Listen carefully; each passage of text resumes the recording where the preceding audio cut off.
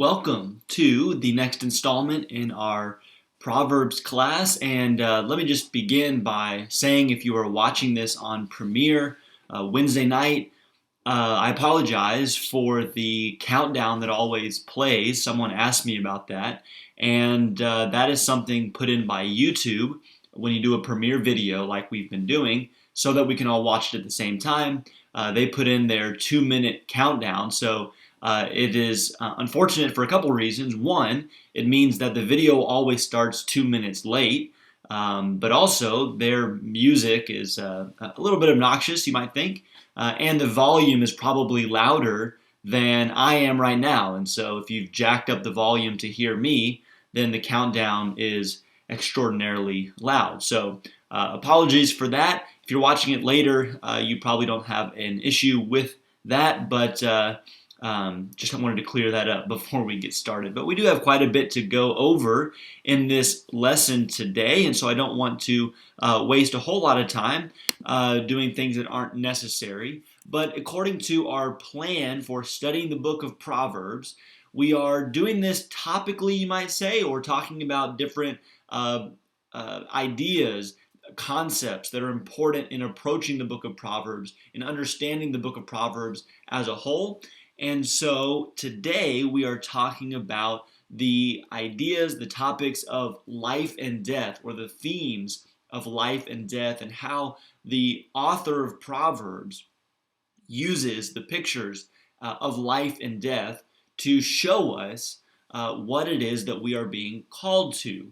And that is really what our goals will be for this lesson. We want to first explain what we mean, or explain what the Proverbs mean when they talk about the way of life and the way of death. And then once we have talked about that, we want to show that it is a certain quality of living that Proverbs is inviting us to. And we want to appreciate that and be motivated by that, and try to attain more and more every day to this quality of life that Proverbs is describing.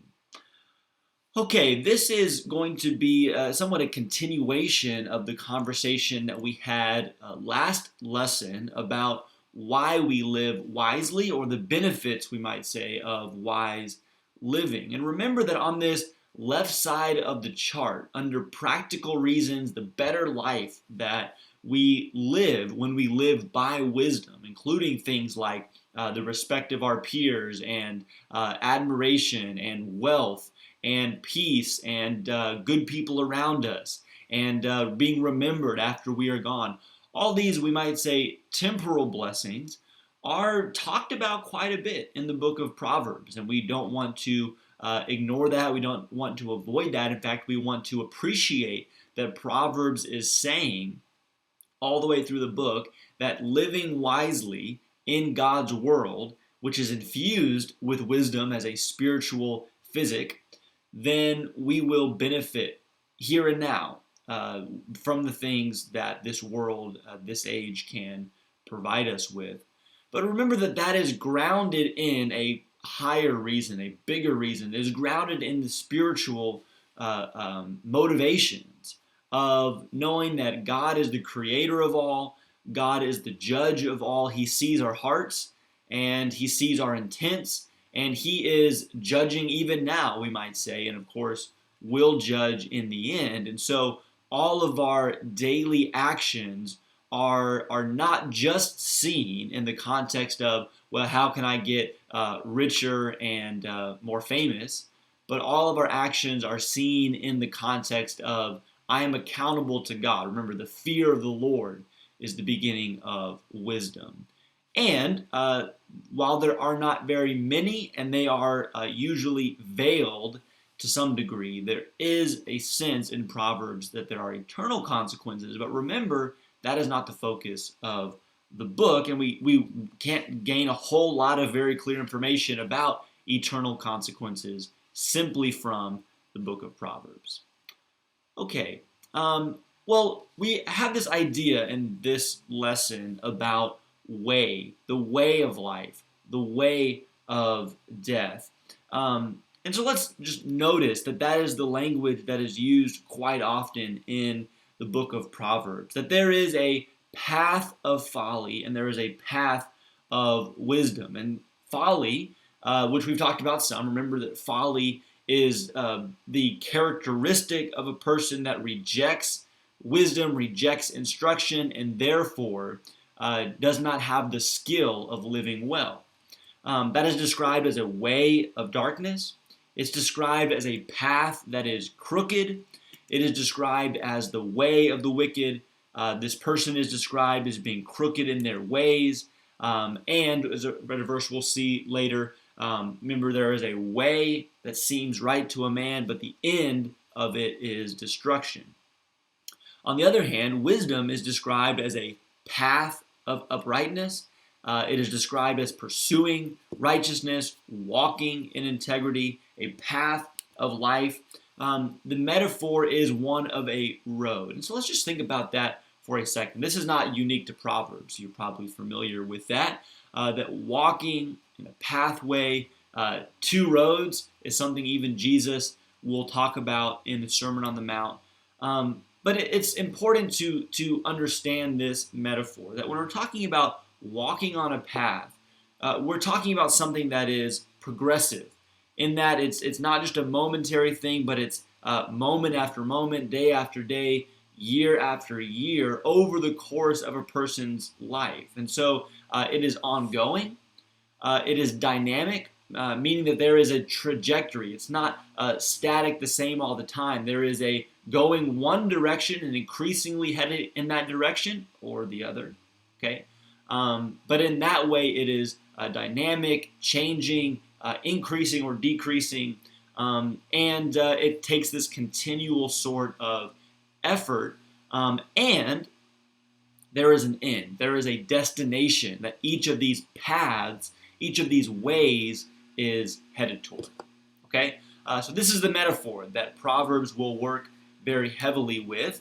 And those ways are described in very clear terms throughout the book. Remember, the book is all about showing the contrast here. So let's read a couple of these sections, not everything you see on your screen now, but just to notice some of this language. For instance, we have in chapter 2 a few verses here. So I'll read chapter 2, 13 all the way to 15. It says, in fact, maybe go back just a little bit to get the context here. Verse 10, for wisdom will enter your heart and knowledge will be pleasant to your soul. Discretion will guard you. Understanding will watch over you to deliver you from the way of evil, from the man who speaks perverse things, from those who leave the paths of uprightness to walk in the ways of darkness, and who delight in doing evil and rejoice in the perversity of evil, whose paths are crooked and who are devious in their ways. So you see that the admonishment for the son is to avoid those who are walking in the path that is described as the ways of darkness. And you can see or understand the metaphor of darkness being blind to what's really going on, being in the dark, being ignorant, so on and so forth. But the way is crooked, the way of the devious. Okay, whereas the path of the upright is straight and clear as well. Chapter 15, verse 19 there's a difference between a person whose path is blocked, we might say, by a hedge of thorns, and the highway of the one that is on the path of wisdom. And so it is clear, it is open. And notice in that chapter 15 of Proverbs, it's verse 19 that describes that the way of the lazy is like a hedge of thorns, but the path of the upright is a highway. But notice on here we also have verse 24 of chapter 15. The path of life leads upward for the wise, but that he may keep away from Sheol below. Now, this will come up later in other verses as well, so we'll clear it up. Remember that Sheol is not necessarily hell in the way we think of it, but Sheol is the word in the Old Testament that means the realm of the dead, so the grave. And remember that Proverbs is talking about that idea of keeping oneself from death. But that is the result. The pit, death, the grave is the result of someone who is walking not according to wisdom, but yet the path of life is upward. It's upward and onward, we might say. Okay, and it is 16:25 that is the one that says there's a way that seems right to a man, but the end of that way is death. Not on your worksheet, but here on the slide. Chapter 4 is one of my favorite statements in the book of Proverbs, and it describes this concept perfectly. Chapter 4, verse 18 and 19. And notice the beauty and the power of the language, as well as the way that it shows us this concept of a way of life and a way of death and the difference between the two. Chapter 4, verse 18 and 19. But the path of the righteous is like the light of dawn that shines brighter and brighter until the full day. The way of the wicked is like darkness. They do not know over what they stumble. Man, what a contrast. And the beauty of verse 18. If you ever have been on a hike that you had to leave very early in the morning, and it's dark, and you're not really even sure what you're seeing or where you're going other than you're just following the path. But as the sun rises, maybe you've been on a road trip, it's the same way. The sun rises, and each hour, each half hour, you are seeing more and more clearly what's in front of you, the beauty of where you are. And the life of wisdom is that way. And think about what that means, that as we go along, things become more clear. We have more revealed to us through God's instruction and through the experience of our life. And so we may not understand things very well at first, but we're committed to the path of wisdom. And as we go on, life just gets more bright and more clear and more beautiful as we go. On the other hand, the way of the wicked, it says, is like darkness. They don't know over what they stumble, tripping and falling and not even sure why. That's actually, I think, one translation of that verse. They stumble and do not know why. Without wisdom, living according to folly, life is so difficult, and we don't even have the understanding to know, well, why am I tripping up all the time? This is the two ways, the two paths, a path of life and a path of death. Okay, we take a turn here, and it may seem like it's a detour, but I think it's going to fit in line with what we're talking about, because we're talking now about wealth. And the way I think this fits in is that when we talk about a way of life, we're talking about Proverbs giving us the instructions for living the good life. We know that it talks about the success, the monetary success, financial success, material success of the wise person. And so we might think, well, in that sense, living the good life, we're going to have plenty. And that's what it means to live the good life, to always be comfortable and rich. But using that, following that question will reveal to us that the good life in Proverbs, the kind of life, the quality of life in Proverbs that's being described is something that is even greater and deeper than that. So wealth is talked about, as we've seen before, as a consequence of wise living. But notice that there is throughout the book of Proverbs several statements consistently throughout to say that that's not all, or that's not the greatest thing. In fact, these three verses here in chapters 15 and 16 are the formula that is repeated over and over again. Better is X, little, poverty, vegetables. Better is having a little bit with righteousness, or with love, or with the fear of the Lord, than to have plenty, to have lots of income, to have meat, but to live in turmoil, or to live in conflict, or to live with folly. Okay, this is a standard formula that's repeated over and over again, showing us that if you have wealth but are missing this other thing that's called wisdom, or peace, or love, then really you've missed it, and life will not be full, even with a lot of stuff. Okay. Notice this in, where's the verse that I wanted to read along these lines? In 11:16, here it is, 11:16 through 18. To me, this describes it the best. Chapter 11 of Proverbs, 16 to 18. A gracious woman attains honor, and a ruthless man attains riches. Which one of those would we prefer? Okay. The merciful man does himself good, the cruel man does himself harm. Verse 18, the wicked earns deceptive wages, but he who sows righteousness gets a true reward. And that phrase, a true reward, and in the context, it's clear what that is. It's righteousness. It is his own reward, the honor that comes from that, of a good character. That is what is truly worth attaining to. Not just money, not just things. You can have that, but without the other, without righteousness, then it is no reward at all. And chapter 28, verse 6 talks about integrity in that way as well. So, what we want to make clear here is when we're talking about the way of life, living the good life, we're not just talking about having stuff and having money. Although it's tempting to think that, well, if I just had enough money, then I could, basically do, fix my problems and do what I wanted to do, have what I wanted to have. That would be the good life. Proverbs says, no. There's something greater than that. In fact, there are disadvantages to wealth. And we won't spend a whole lot of time on this, and it's probably fairly intuitive. But maybe my favorite passage in all of this is in chapter 23, here under the fourth bullet point.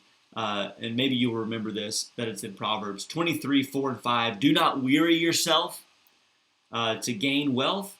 Cease from your consideration of it. When you set your eyes on it, it is gone.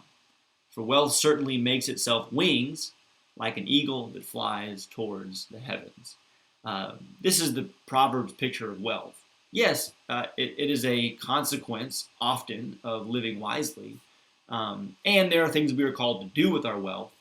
But in the end, wealth is fleeting, and it requires a lot of attention to be checking your accounts and making sure you're not losing and all these things. And really, in the end, it just flies away from us the more we try to hold on to it. It's not trustworthy. Those that trust in riches will fall is the language of 11:28. Chapter 18, verse 11, like a rich man in his imagination has a fortress or a protection. It's not real security. In 11, verse 4, it does not profit in the day of wrath. So there comes a time when for everybody, even the wealthiest, will not be benefited by their wisdom. Okay, so that's not the picture we're talking about. We're not talking about being wealthy, being materially abundant to the point that life is good and I'm living the good life. Talking about something else. There's language in Proverbs about the life, the tree of life, the fountain of life. What does that mean? In what sense is this is life being offered in the book of Proverbs? In what sense is it the good life? Is it heaven or hell, or but we've seen that in Proverbs, that's not really the focus, those eternal consequences. Does it mean that we'll never die? Well, of course not. Proverbs admits that everyone will die. And so what kind of life are we talking about when we talk about chapter 10, verse 16, the wages of the righteous is life, the wages of the wicked is death? That reminds us of some deeper spiritual principles we learn later on in Scripture, or see in other places in Scripture. But what is Proverbs getting at when it talks about wisdom and righteousness being a fountain, a tree of life? Well, let's talk about that a little bit. The real reward of wise living is this life. And it's life in various senses. And let's just kind of summarize these, and then we'll see an example where several of these are referred to. There is a sense in which Proverbs is saying there is a physical benefit of longevity, of good health, longer and fuller days. That is a result of living wisely. So life in that sense, you live longer. And I think if you looked at several of the proverbs that touch on this about the wicked going to the grave, the righteous being preserved from the grave, you could use enough experience and common sense to point out the ways in which wise living avoids oftentimes the things that physically work to our harm, abuse of some sort, risk of some sort that we are avoiding by living wisely. It results in health and long life in a general sense. But there's also a social flourishing. You recall Proverbs that talk about the friendships, right, that we enjoy, that wise people find a community of people that are close to them. A friend is born for adversity, and there is a friend that is closer than a brother, right? There is a fullness of relationship that is available to those, or that is found by those who live in wisdom. Or the family, right? The children are a refuge for a wise person. And you find that belonging in a family or community of wise and righteous people. Okay, there is a personal fulfillment and a strength that is found in being a wise person. Chapter 13, verse 12 is, again, somewhat of a famous proverb, but notice that in this context, 13, verse 12, hope deferred makes the heart sick. Isn't that the case? So you're hoping for something and you never get it. It's just sickening. But desire fulfilled is a tree of life. So there's our tree of life metaphor. And in what sense is there a tree of life here? It's, well, when your desire is fulfilled. And I think we could expand that out and say that for the wise person, what they desire is the things like knowing God, fearing Him, desiring family and friendships, desiring to live righteously and in integrity. And so the righteous person has a fulfillment in the way that they live, because what they desire, they receive, and that is satisfying to them. And you would contrast that with maybe the Proverbs about, the rich person never being satisfied because they continue to go after things. The righteous person, a desire fulfilled, is a tree of life. But there is even then closeness with God, a moral life, religious life, in which being in that covenant relationship with God, knowing Him is a source of comfort and again of life. And so, what are we talking about? Maybe this was obvious from the beginning. But when we say that righteous living, wise living is a tree of life, it's a fountain of life, when we say that Proverbs is inviting us to the way of life, we mean this: fullness and soundness in all aspects of life. And that's what Proverbs is inviting us to. I think we could see all of those, or some of these things, in Proverbs 2, 16 to 22. So we'll just run through this. Proverbs 2, 16 to 22, you have it on the screen in front of you. So you will be delivered from the forbidden woman, from the adulteress with her smooth words, who forsakes the companion of her youth. So you see that this foolish woman, the woman of folly, forfeits a social fullness in forfeiting her marriage, her companionship. Okay, but she also forgets the covenant of her God. The rest of verse 17. So she squanders a religious fullness, we might say, or a closeness to God Himself. For her house sinks down to death.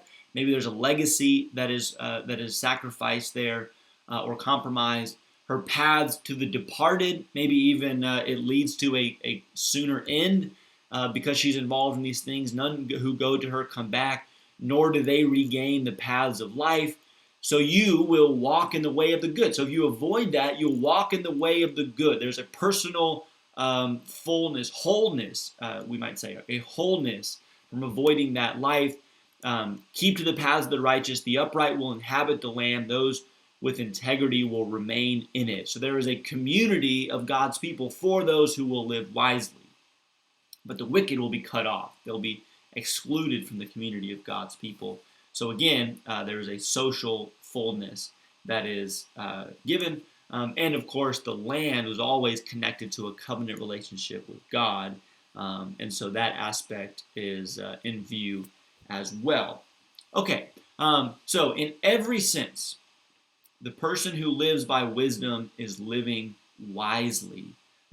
Is living a full life. The person living wisely is living a full, abundant, sound, whole life inside themselves, in their own person. There is with others that are close to them in a relationship. There is a fullness there, and with the Lord as well. There is that. Not to mention the material security that is also available because of living by wisdom. Okay, so the qualities of this kind of life. What would we say about this life? 1923 is great because it's a good picture of what we're talking about. The fear of the Lord leads to life. Okay, so that one may sleep satisfied, untouched by evil. Good sleep. That's a nice picture of someone who's living well. They sleep well at night because there's a fullness of the life that they live. They are satisfied in chapter 13, verses 2 and 4. They live with joy. Let's just look at these verses all together here in chapter 10, since there's several in one place. Chapter 10, 27, we'll start and read a few verses down. The fear of the Lord prolongs life, but the years of the wicked will be shortened. The hope of the righteous is gladness, and the expectation of the wicked perishes. The way of the Lord is a stronghold to the upright, ruin to the workers of iniquity. The righteous will never be shaken. The wicked will not dwell in the land. So a lot here. We see the prolonging of life, so longevity here. But we also see the gladness of the righteous. And we see that they receive what they're desiring, whereas the wicked expect something that never comes to pass, and they are crushed by that. But the righteous have a boldness, a confidence. They are never shaken because they live according to God's statutes.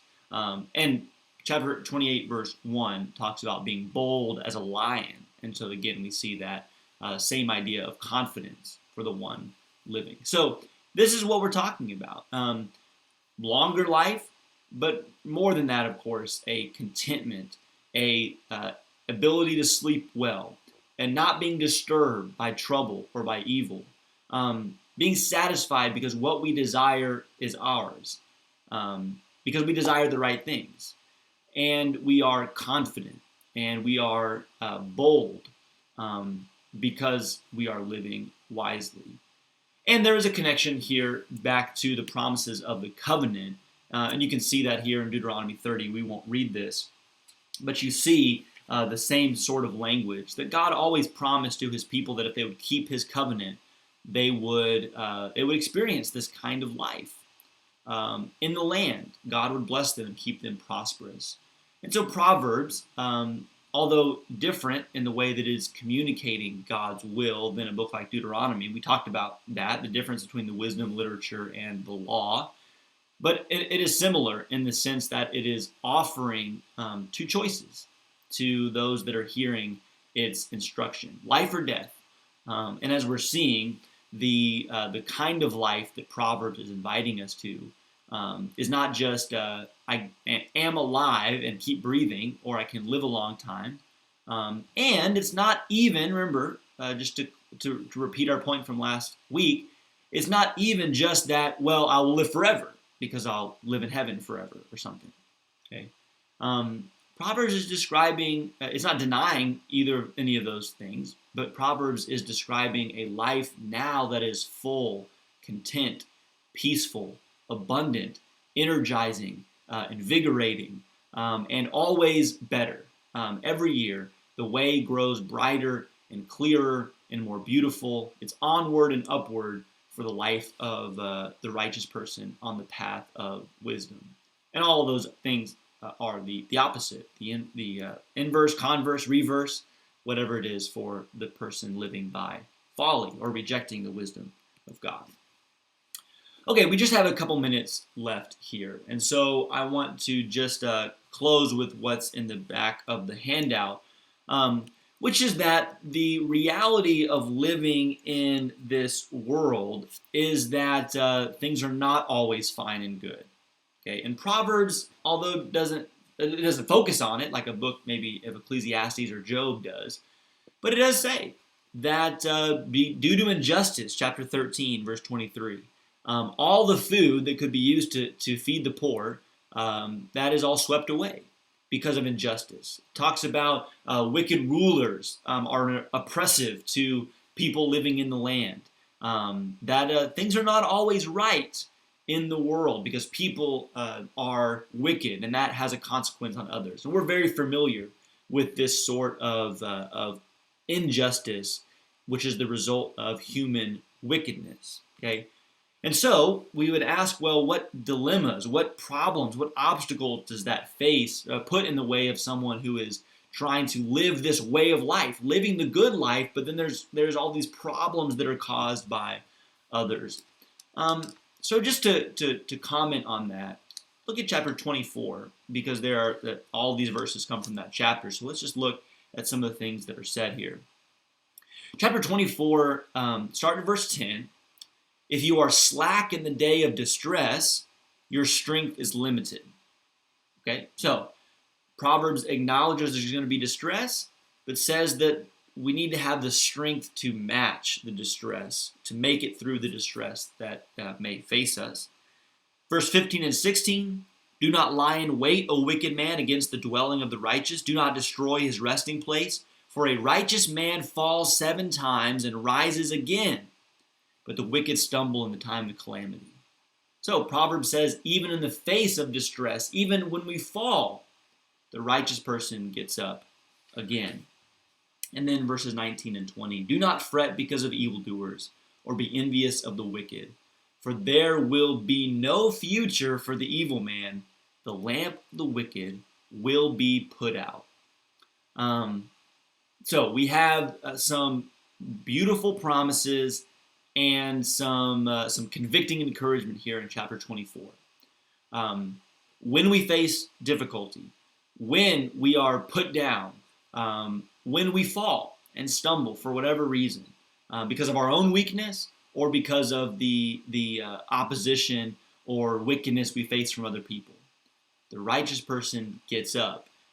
And part of the reason that the righteous person gets up is not just because that's what it means to live wisely, is to keep going, to have patience, to have endurance.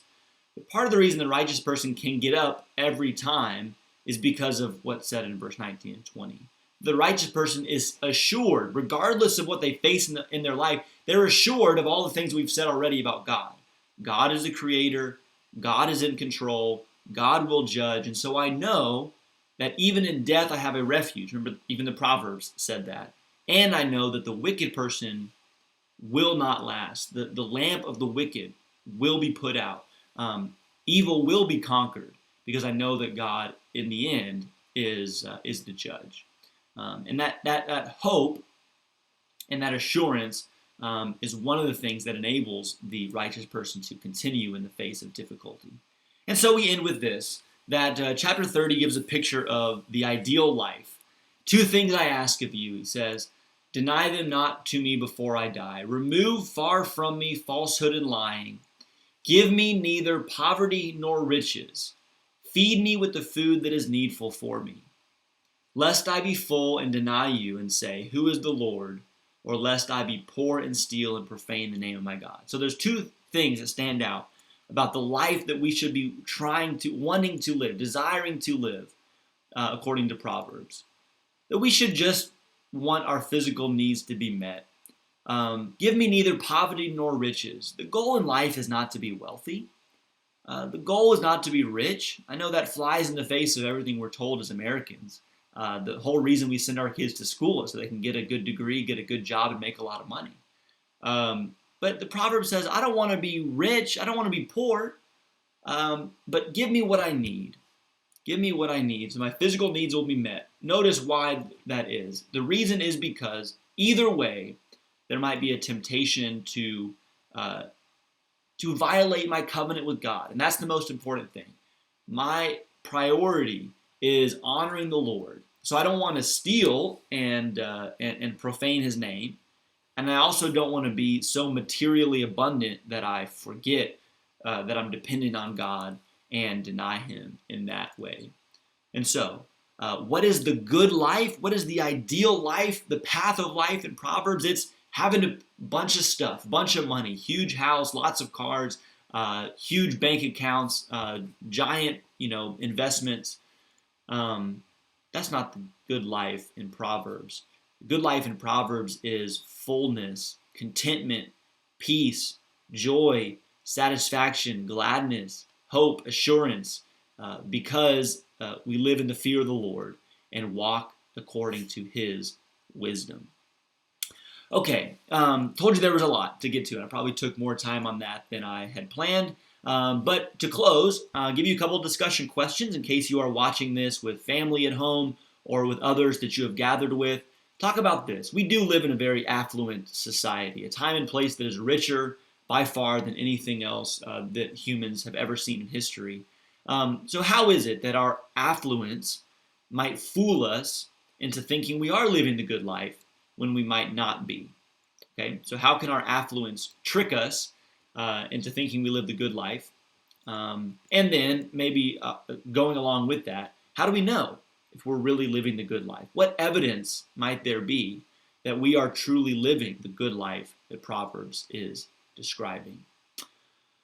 Okay, discuss those if you are able with those around you, or if you're by yourself, spend some time meditating on these questions and looking back over the verses that we have talked about. But I'm going to disappear and mute and leave the questions up for a while. The class is over, and I thank you for joining us for this lesson.